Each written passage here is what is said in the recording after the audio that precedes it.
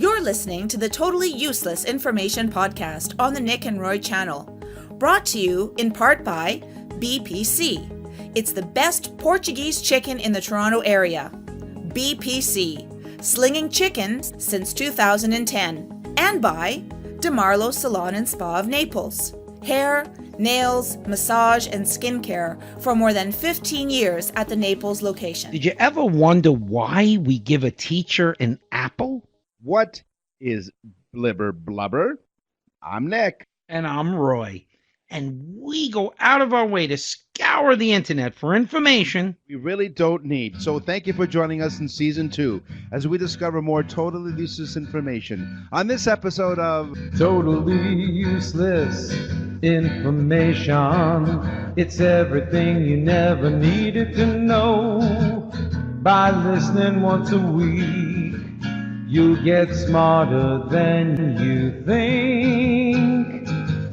The Totally Useless Information Podcast, hosted by Nick and Roy. Well, thank you very much for joining us yet once again on this episode of the Totally Useless Information Podcast. Hi, y'all. Hi, y'all. Y'all hungry? Hey, everybody! Come and get it! Your weekly sweet and savory facts with your 5-star Michelin chefs of Totally Useless Information, Nick and Roy. Come and get it! Yeah. Food. How about onions and carrots? You like onions and carrots? I love them. Well, the next time that you have rain in where you live in Florida, and you get rain every once in a while, it is helpful if you smear some onions and carrots on your windshield in order to repel water. And you crash into a tree because you can't see anything. Who the hell is doing this? Yeah, but you won't get rain on your windshield. Yeah, who's doing this? Really, rubbing onions and... Why don't they just go like to a restaurant and buy? Can I get a salad to throw on my windshield? Put the windshield wipers on. You see, they take the cucumbers, stick them on their eyes while they're waiting for the windshield to defrost. Well, I'm going to go and give my tease up right in the beginning.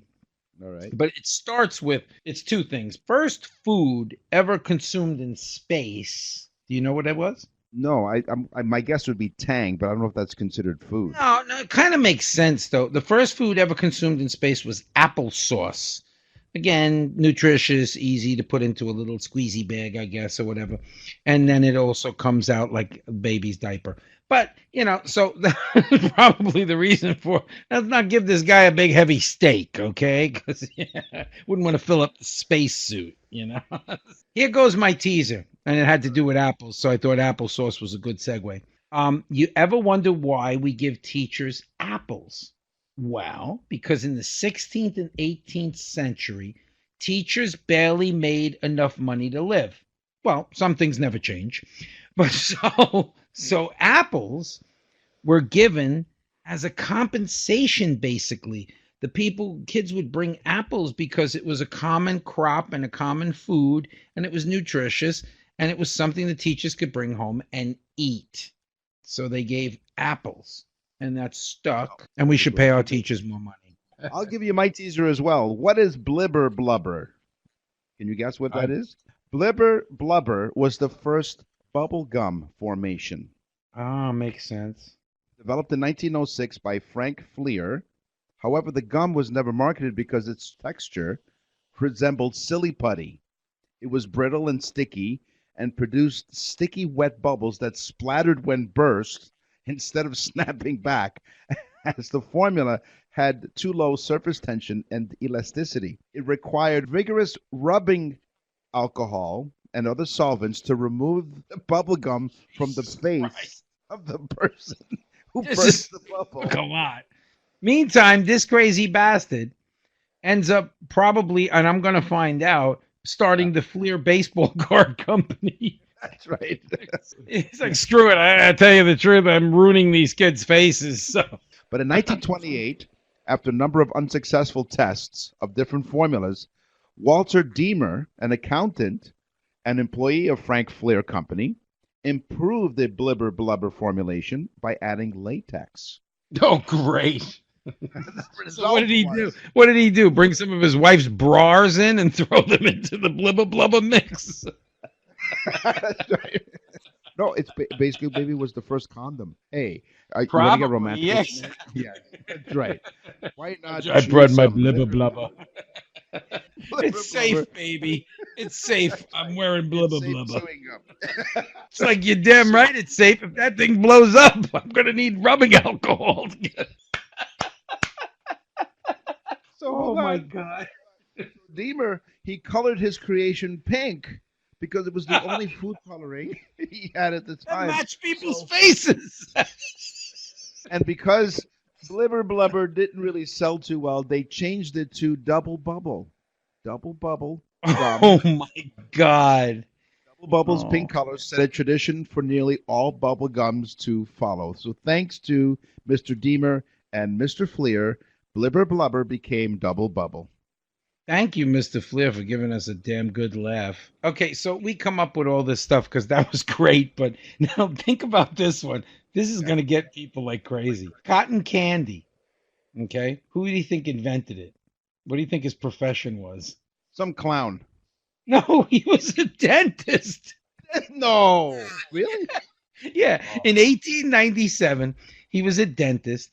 He partnered with a confection company and called it Fairy Floss. Yeah, get ready now. Get ready. It didn't really sell well. So this other dentist, two dentists, created a better machine in 1921, and he called it Cotton Candy.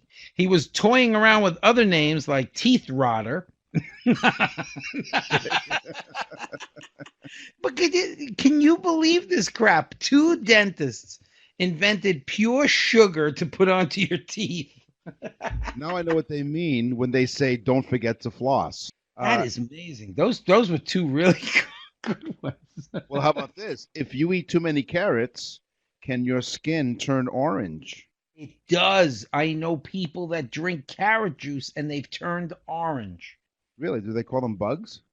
No, but did you see the President of the United States hair? That's right.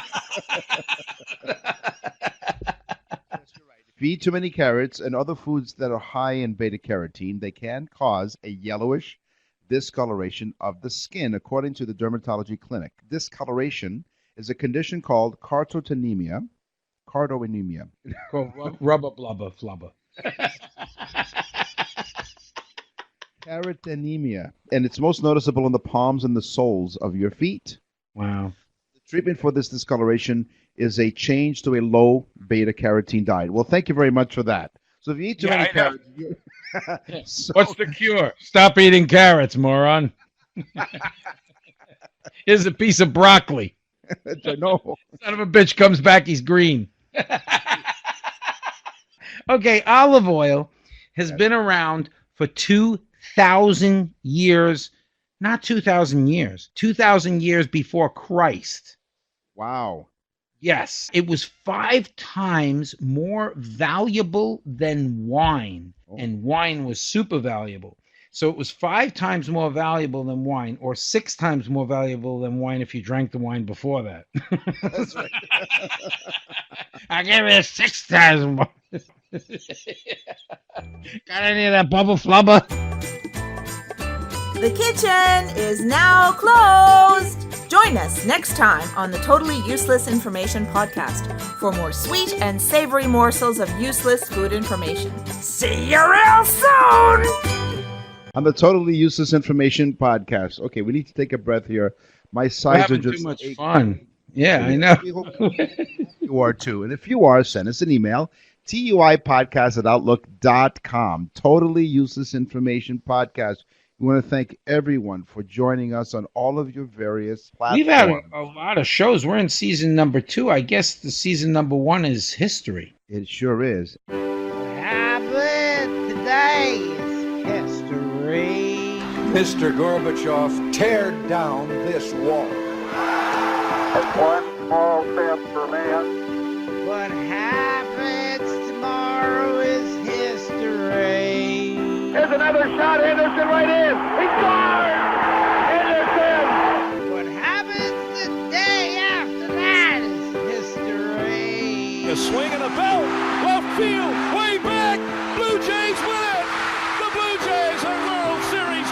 I guess every day is history. Yeah. On the Totally Useless Information podcast, a little bit of history. Yes. Yeah, I'm going to give you mine right off the bat here. Orville and Wilbur. The Wright brothers, this is an interesting fact. They only flew together one time. Oh. And the reason for that was because their parents said, "You're going to kill yourselves in that damn thing." And they promised their parents that they would never fly together so that if there was a crash, it wouldn't be a double tragedy. But yeah, they promised their parents, Orville and Wilbur Wright, promised their parents that they wouldn't fly together because of that. Pretty cool. It is pretty smart. As we know, Abraham Lincoln was assassinated on April 14th, 1865. If that wasn't bad enough, it could have been worse, believe it or not. He had invited General Grant and his wife Julia to join them. They didn't go. They did not go because General Grant's wife despised Mary Lincoln. And because of this, the Grants' lives were spared. Wow. Well, I don't know about that. I can kind of put a little bit of a damper on your thing here because John Wilkes Booth used a single-shot revolver. So he would have never had time to reload to kill other people other than maybe stabbing them or something. But he did have a single-shot revolver. Although on the same day, Seward, who was like the Secretary of State, they tried to murder him in his house at the same time. And they beat the hell out of him with bats and stabbed him like 12 times. He falls down a flight of stairs. He makes it. The guy literally makes it. Yeah. So that's like an added thing to the story. But yeah, wow, that is amazing, though, that she hated Mary Lincoln. And she said, "Let's skip the show. I saw it anyway. It's kind of bad ending. The butler did it." Holy mackerel. There is a 4,000-year-old Sumerian tablet, which was deciphered. Now get this. This will give you an idea. 4,000 years ago, people were bitching. Okay? The Sumerian tablet was deciphered as a letter of complaint. So this person must have been really pissed. They were like, "Break out the tablet and the chisels because I'm pissed." He chiseled into stone. Yeah. Listen, he chiseled into stone that this is really bad copper that you sold me, and I want a refund.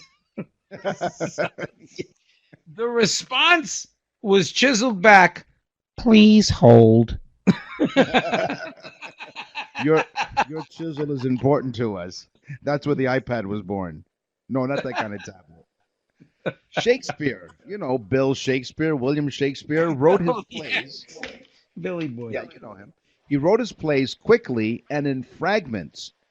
He would give the actors their lines on scraps of paper for them to memorize their lines. The plays weren't published until after Shakespeare's death, of course, but the plays were published in the fragments they were found in, which is why nobody can understand Shakespeare. Oh, my God. So for all we know, scene 2 was probably scene 3. That's right. There were The only thing that was for sure was the ones where they met and the ones where they died. We know what order that happened in. That's right. Sometimes they died first. There were a total of 36 plays, although historians believe there might be 2 more. So to be or not to be 2 more. Could be. To be or not to be could be from another one. Right. Wow. Okay. This show, again, folks, the people that listen to this show, we always say that they tell other people stuff that they heard. Listen to this one. Right before the fall of the Soviet Union, before the fall of the USSR in the 1980s, they had a television show, a TV contest in Russia. And listen to this one. Since not too many people, it was a call-in show, talent show, okay? And they had singers on the show, kind of like American Idol, right? But because most people didn't have phones, they said, "Vladimir says to turn your lights on if you like this guy. If you don't, keep your lights off." Now listen, the people turned their lights on if they liked the singer. And the power company was government run, and they could tell by the spike in the electric used who the winner was. Now, how crazy is that? And we're worried about these people. They should have voted by chisel and tablet. Yeah, and the winner is Vladimir Putin. It's But funny. He didn't He's sing. won for the 15th year in a row. Never happened before. So my final bit of history in this segment on the Totally Useless Information podcast, chariot races were an Olympic sport one time in Greece. And it's thought that the chariot drivers were the only athletes not to compete in the nude. Everyone Yeah, else, 'cause that's a bitch. That thing's jumping up and down. that's right. They were tunics. Were they tunics or eunuchs with tunics? No, the one chariot was called Scrow. The other one was Tum. Oh, scrotum. I guess every day is history. Yeah. The Totally Useless Information podcast. I'm Nick. And I don't know where we are. What are we doing now? We're talking about BPC, the best Portuguese chicken. Oh, man. I tell you, I am hungry. I am so hungry. And he brings up BPC. That's right. You can smell it. Can you not smell the delicious chicken, the delicious rotisserie chicken that they make fresh on the premises? They have specials on Tuesdays and Wednesdays. They're located in the Toronto area. And I know you're saying, I don't listen. I'm not in the Toronto area. But that's okay.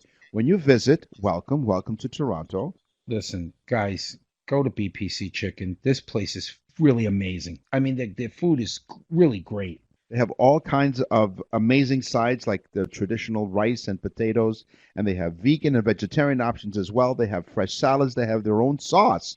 They're absolutely delicious. You go by there and you tell them that you heard it on the Totally Useless Information podcast, and they will treat you right. They'll treat everybody right. Try them out. 942 the Queensway.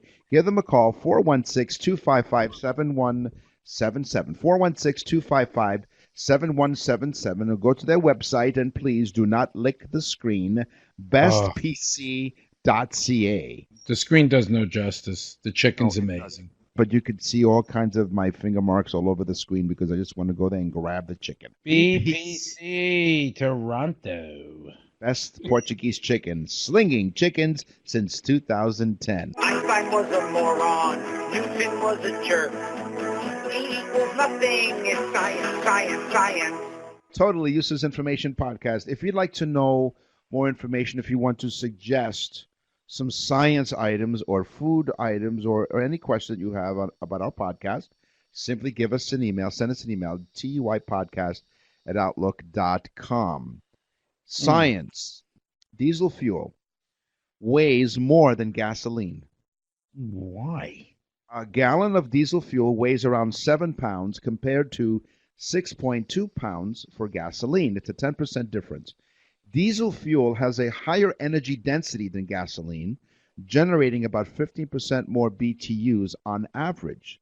So that's why diesel engines are more efficient by design, leveraging that extra energy into a 30 to 35% efficiency improvement compared to a gas engine.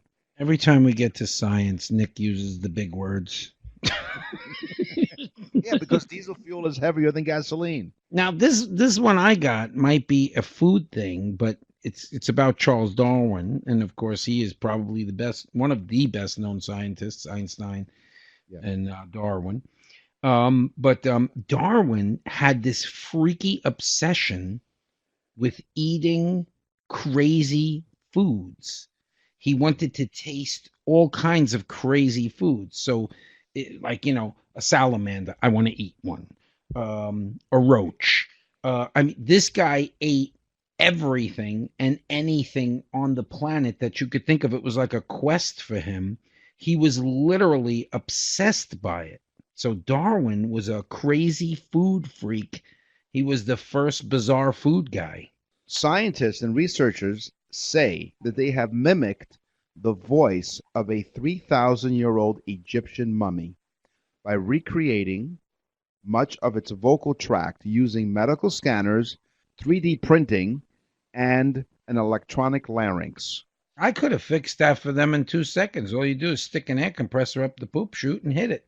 It would have went. You're close. You are close because I have some audio in a paper published No. of scientific reports. The authors say the technique that they used allowed them to produce a single sound somewhere between the vowels. Is this the coolest show in the world, folks? We're going to hear a mummy speak. Here we go. Sounds like he's doing something, nasty. He's trying to get out. Cleopatra. Come in the room, Cleopatra. That eerie tone, not coming from Roy, is unlikely to be the precise reflection of a speech of an Egyptian priest, but whose mummified body the researchers have worked with. So the model alone isn't enough to synthesize the whole words or sentences, but it's enough for them to at least start. So they're trying to God, it's actually his vocal cords rebuilt. That's right. Oh, that's sick.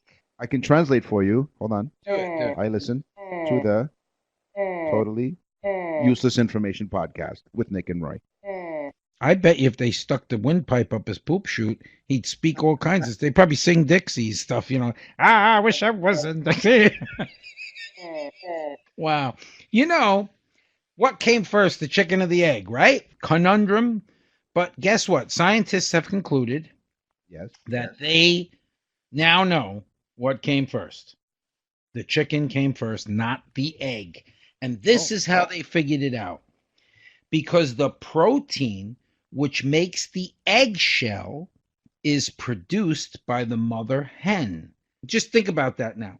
So you had to have the chicken first because the eggshell was produced by the hen. Okay, so we know it was the chicken first. Now they're still trying to figure out why they want to cross the road. That's right. Why do paper cuts hurt so much? You've had those paper cuts. Oh, my God, yes. It turns out that it's your nerve endings that are mainly to blame. We've got more pain receptors in the tips of our fingers than almost anywhere else in the body, which you might have already realized that if you ever try to pick up something very hot.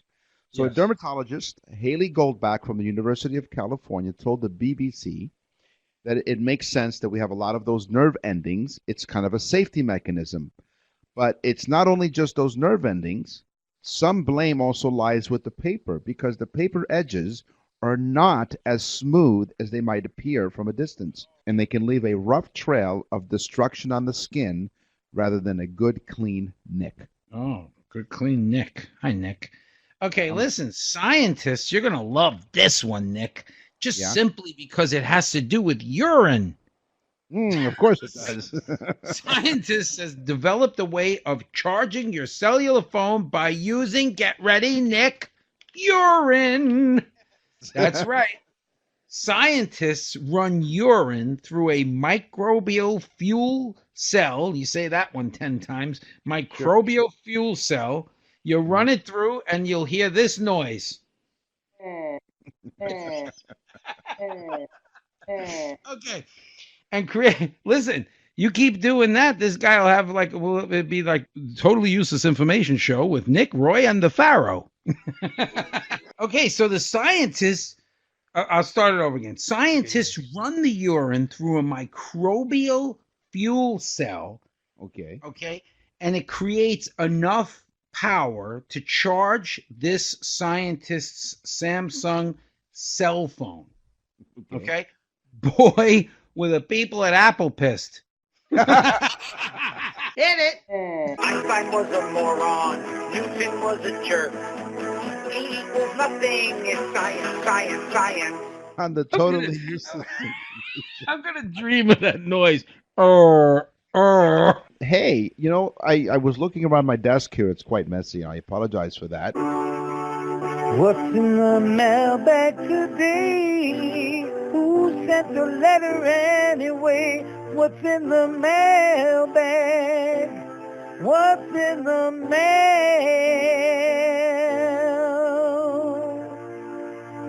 on the Totally Useless Information Podcast. TUI podcast at outlook.com is how you can get in touch with us. Like Jimmy did from Norway. Now, we want to thank everyone. Just a quick moment here before we get to the mailbag. We want to thank everyone. A big shout out to the global audience that we now have. Spain and Norway and United Kingdom, Australia and Austria. Yeah. Yes, folks. We are all over the world. I love this, Nick. I mean, Australia. We have literally now conquered the world. So me and Nick are now shooting the broadcast of our show into space. Okay. And now in the year 2097, it will reach the next available universe. And we will then communicate with the aliens. So, that's what we sent up there. That's right. Just goes to show you that totally useless information is universal. It's global. There are useless people all over the world. That's right. Like Jimmy from Norway. I'm sure, Jimmy, you're a really nice guy. But have you ever noticed how loud the music is in nightclubs and bars? What? What did you say? Loud? I found that I have to shout when I'm talking to the person across the table. Do you know why? Well, I found out why. It makes you drink faster and more. A study by your favorite French scientists. Okay. Oh, no. Yes. They're suggesting that loud music in a bar is good for its bottom line. They found that when the volume goes up, males drink faster and consume more. They have found that in the environmental music played in a bar associated with an increase in drinking. That's what their study showed. We need to encourage bar owners to play music at a more moderate level and make consumers aware that loud music can influence their alcohol consumption. They leave the place. They're like, what? My keys? Not giving you my keys. Oh, my God. All right. Ben from Nevada. Ben sends this thing where he sent us a very long email. Ben, Okay. it's a long email. Okay, so anyway, Ben's talking about he actually said that we had gotten a few things wrong, and he went through what he felt was the proper thing. Ben used a saying, a miss is as good as a mile. And I thought that was funny. So Ben, for the sake of making it up to you, a miss is good as a mile. That saying dates back to the 1700s. And it was brought about because they said, if you miss by a foot or you miss by a mile, it still doesn't matter because you missed. So the saying is, a miss is as good as a mile. Isn't that cool? Yeah, I thought so. So there you go, Ben. What's in the mail?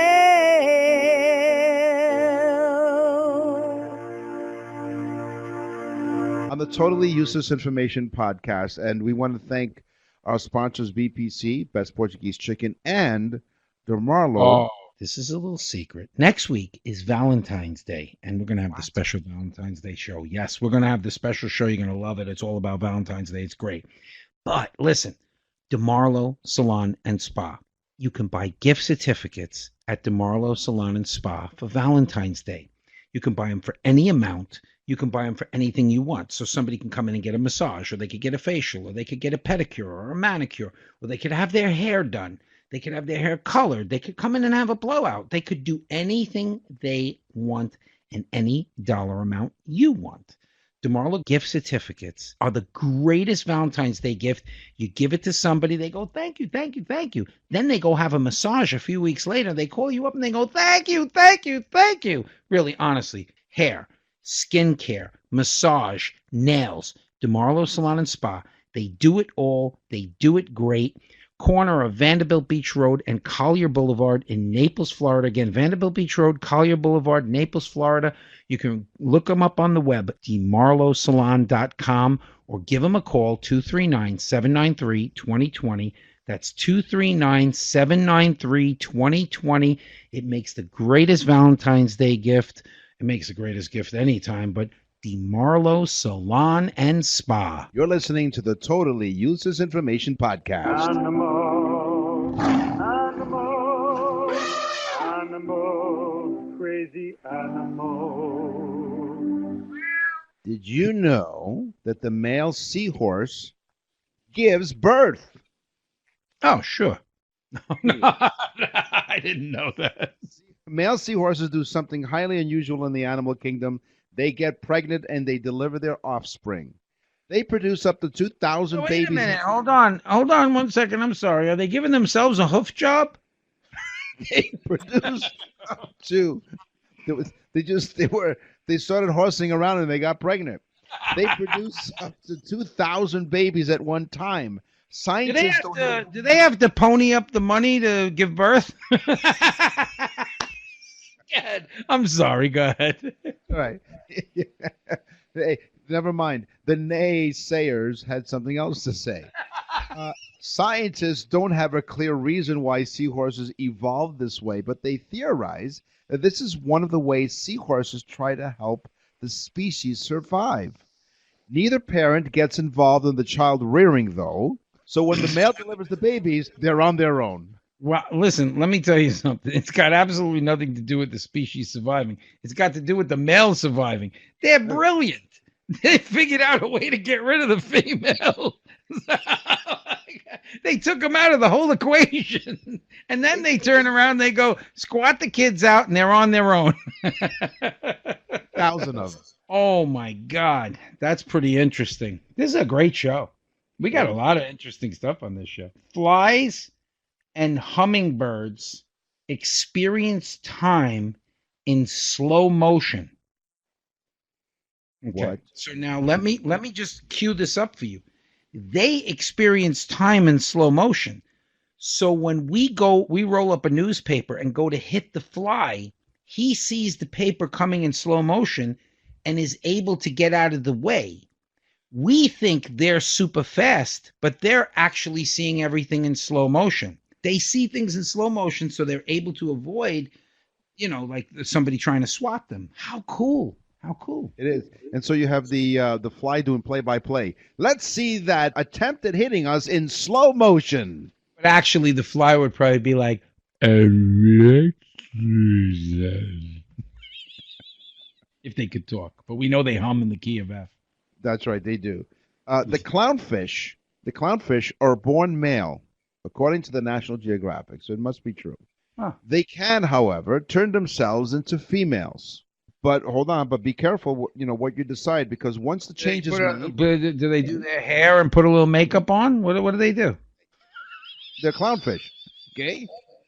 They turn themselves into female, but once the change is made, they cannot go back to being male. Wow. So once they decide, that's it. According to some of the scientists, sometimes the change is made when mating. What? It falls off? No, it starts off as a male, and then they turn themselves into a female. They can't go back, but sometimes this change is made while they're mating. It could So be let me really, get this straight. Let me get this straight. Yes. So they begin to have sex, right. and then the male starts complaining about the sex, which technically turns him into a female.